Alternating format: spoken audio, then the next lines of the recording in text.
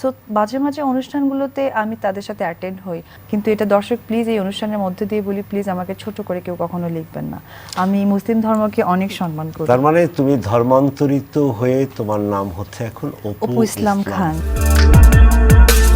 সম্প্রতি অপু বিশ্বাসের বিভিন্ন ধর্মীয় অনুষ্ঠান অংশগ্রহণ করা নিয়ে বেশ বিতর্ক করেন এই নায়িকা।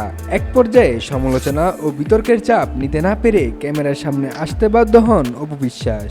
সাংবাদিক অপু বিশ্বাসকে জিজ্ঞাসা করেন, আপনার ছেলে কোন ধর্মের, আপনি তাকে কোন ধর্মের জন্য বড় করছেন? উত্তরে অপু বিশ্বাস জানায়, আমার ছেলে তার রিলিজন মুসলিম, ডেফিনেটলি, যেহেতু তার ধর্ম, তার জন্মটা মুসলিম, তো এটা ভবিষ্যৎ বলে দিবে আমার ছেলে আদৌ কোথায় আমি তাকে নিয়ে আসবো। তো আমি সময়ের সাথে, যেমন আমাদের ডিভোর্স হয়ে গেছে প্রায় 2 বছর হয়ে যাচ্ছে, তো আমি ভেবেছি 2 বছর খুব কম সময়ের মধ্যে কিছু একটা হলেও হতে পারে। সাংবাদিক অপু বিশ্বাসকে আরও জিজ্ঞাসা করেন, আপনার ছেলের ব্যাপারে না হয় জানলাম, আপনি ছেলের মা হয়ে তাহলে কোন ধর্মে আছেন?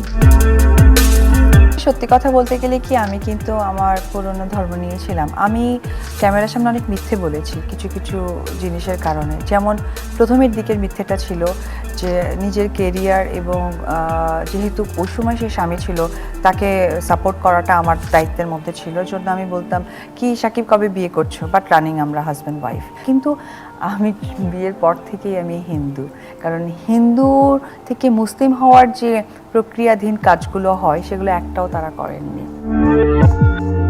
সবশেষে সাংবাদিক অপু বিশ্বাসকে জিজ্ঞাসা করেন, তাহলে আপনি যখন হিন্দু ধর্মেরই, তাহলে আপনি অন্যান্য ধর্মের উৎসবগুলো উদযাপন কেন করেন? এর উত্তরে অপু বিশ্বাস জানায়, সত্যি কথা বলতে গেলে আমি একটা হিন্দু মেয়ে। আমি হিন্দু মেয়ে, আমার জন্মসূত্র হিন্দু, বাট কিছুদিন আগে নিউজ পেপারে কিছু কিছু আসছে বৈবাহিক সূত্রে মুসলিম। আসলে সত্যি কথা বলতে গেলে কি, আমি কখনোই মুসলিম মনে প্রাণে ছিলাম না, আমি জন্মগতভাবে হিন্দু।